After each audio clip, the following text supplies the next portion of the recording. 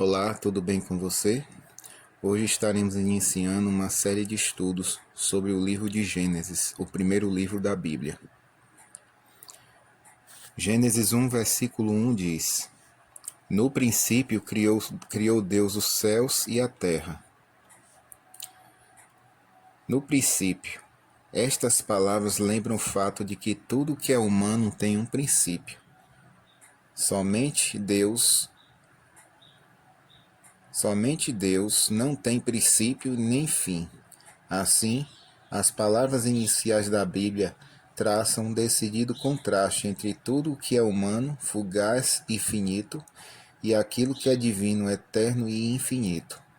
Ao sugerir as limitações humanas, essas palavras apontam para aquele que é sempre o mesmo e cujos anos não têm fim. Hebreus 1, versos 10 a 12 e Salmo 90, versos 2 e verso 10.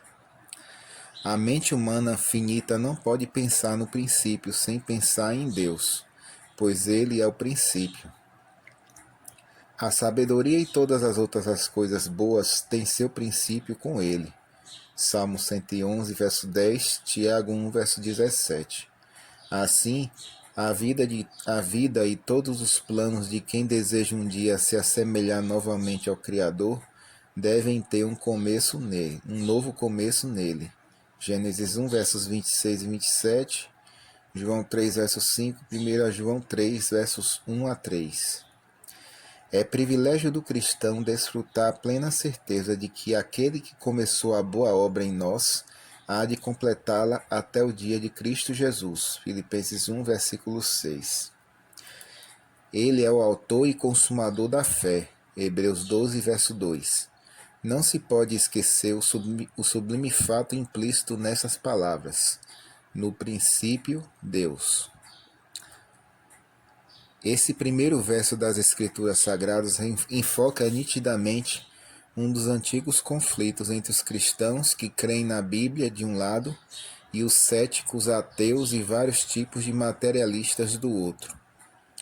Os últimos, que buscam de diversas formas e em variadas situações explicar um universo sem Deus, defendem que a matéria e a energia é eterna. Se isto fosse verdade, que a matéria tivesse o poder de evoluir, primeiro para as formas mais simples de vida e depois para as mais complexas, até chegar ao ser humano, então Deus na verdade seria desnecessário. Gênesis 1, versículo 1 afirma que Deus é antes de tudo mais, e que Ele é a única causa de toda a criação. Esse verso é o fundamento de todo pensamento correto com respeito ao mundo material.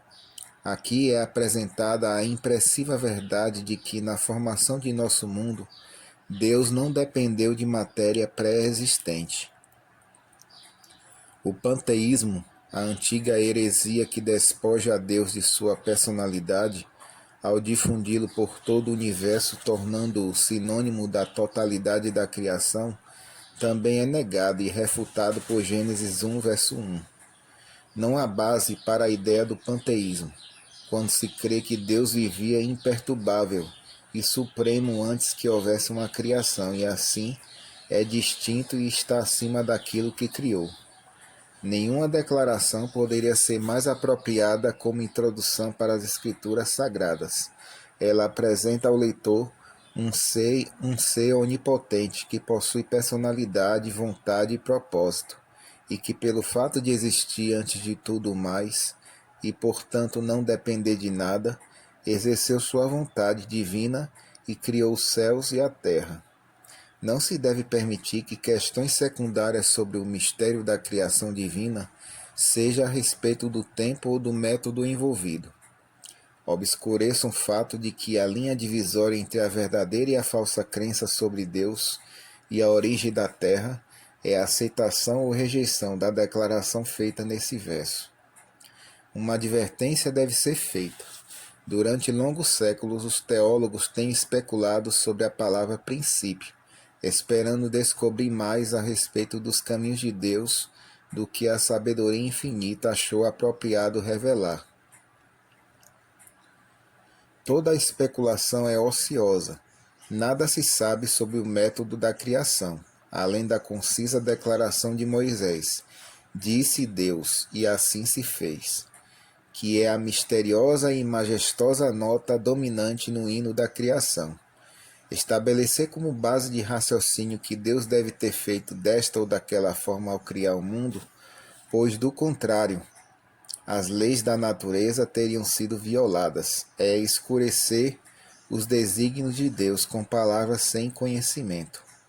Além disso, essa atitude abre espaço para o ceticismo, que sempre insiste no fato de o registro mosaico não ter credibilidade porque supostamente viola as leis da natureza.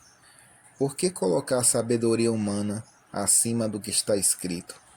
Na verdade, pouco se tem a ganhar na especulação sobre quando foi trazida à existência a matéria que compõe o planeta. Com respeito ao aspecto temporal da criação da Terra e de tudo o que nela há, o Gênesis faz duas declarações. Primeiro, no princípio criou Deus os céus e a terra. Segundo, havendo Deus terminado no dia sétimo a sua obra que fizera, Gênesis 2, versículo 2. Outras passagens relacionadas ao assunto não acrescentam nada ao que é declarado nesses dois versos, com respeito ao tempo envolvido na criação. A pergunta: quando Deus criou os céus e a terra? Só se pode responder: no princípio. E a pergunta: quando Deus completou a sua obra? Só há uma resposta: no dia sétimo. Porque em 6 dias fez o Senhor os céus e a terra, o mar e tudo o que neles há, e ao sétimo dia descansou. Êxodo 20, verso 11. Essas observações quanto ao relato da criação são feitas não na tentativa de encerrar a discussão, mas como uma confissão de que há pouca possibilidade de se falar de forma segura, além daquilo que é claramente revelado. Muitas coisas estão alicerçadas no relato da criação. Na verdade, todo o edifício das Escrituras, e isso deve levar o prudente pesquisador da Bíblia a submeter suas declarações às explícitas palavras do livro sagrado. Quando o vasto campo da especulação propicia vaguear por áreas desconhecidas de tempo e espaço, o melhor a fazer é enfrentar a situação com a simples resposta: está escrito. Sempre há segurança, dentro dos limites protetores das aspas de uma citação da Escritura. O verso 1 de Gênesis 1 fala que Deus criou, né? Criou Deus. O verbo criar vem do hebraico bara, que na forma aqui usada descreve uma atividade de Deus, nunca do ser humano. Deus cria o vento. Deus cria um coração puro, Salmo 51, verso 10. Deus também cria um novo céu e uma nova terra, Isaías 65, 17. As palavras hebraicas traduzidas como fazer, formar e outras que são frequentemente usadas em conexão com a atividade humana, subentendem uma matéria pré-existente. Esses 3 verbos são usados para descrever a criação do homem. As primeiríssimas palavras da Bíblia apontam para o fato de que a criação traz a marca da atividade do próprio Deus. A página inicial do livro sagrado apresenta ao leitor um Deus a quem todas as coisas animadas e inanimadas devem a sua própria existência. Hebreus 11, versículo 3. A terra mencionada aqui, evidentemente, não é a porção seca que só foi separada das águas no 3º dia, mas todo o planeta. Versículo 2 de Gênesis 1 diz: a terra, porém, estava sem forma e vazia. Havia trevas sobre a face do abismo, e o Espírito de Deus pairava por sobre as águas. Sem forma e vazia. Mais precisamente, desolada e vazia. Isso significa um estado de caos e vazio, mas sem indicar que a terra já tinha sido perfeita e depois se tornou caótica ou desolada. Quando as palavras tohu, wahohu, que é uma palavra hebraica, aparecem juntas em outros textos, como Isaías 34:11 e Jeremias 4:23, parecem ter sido extraídas deste texto. mas a palavra tohu é frequentemente empregada sozinha com o sentido de não existência ou nada. Isaías 40, verso 17, verso 23 e Isaías 49, versículo 4.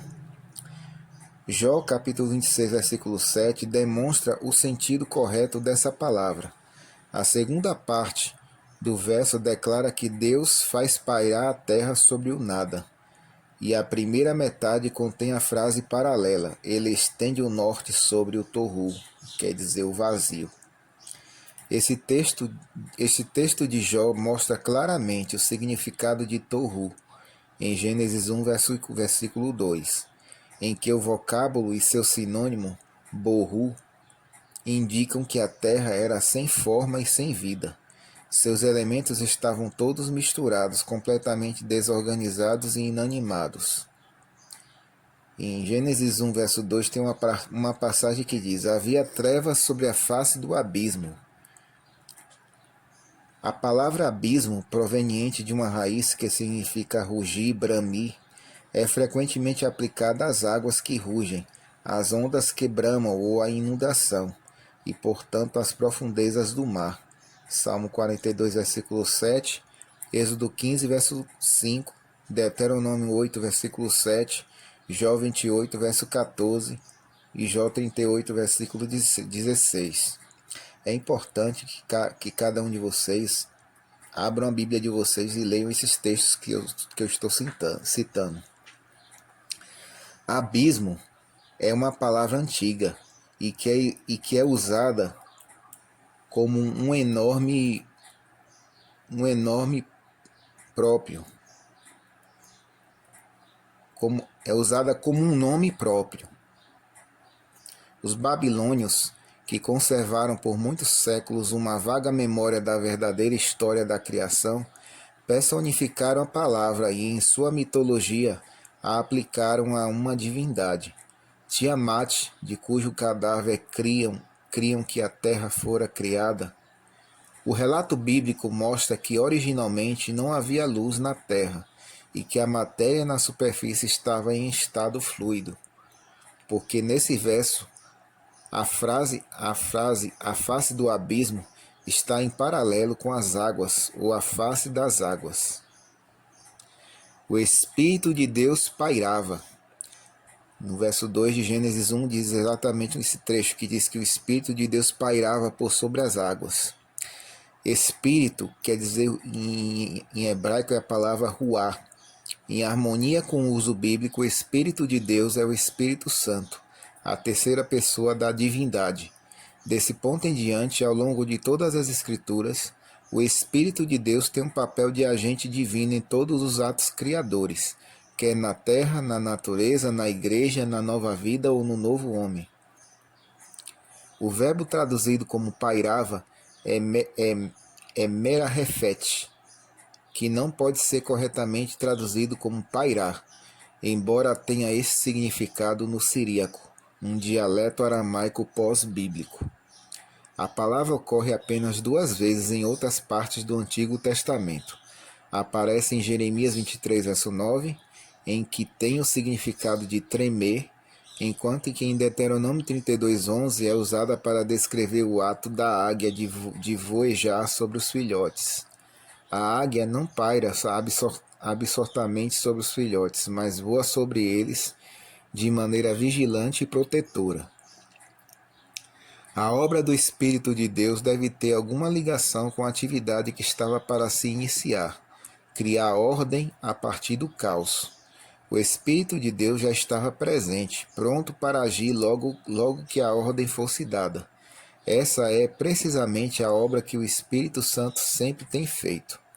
Esse agente divino sempre esteve presente para auxiliar na obra de criação e de redenção, para reprovar e fortalecer almas desobedientes, para confortar os tristes e para apresentar as orações do crente de forma agradável a Deus.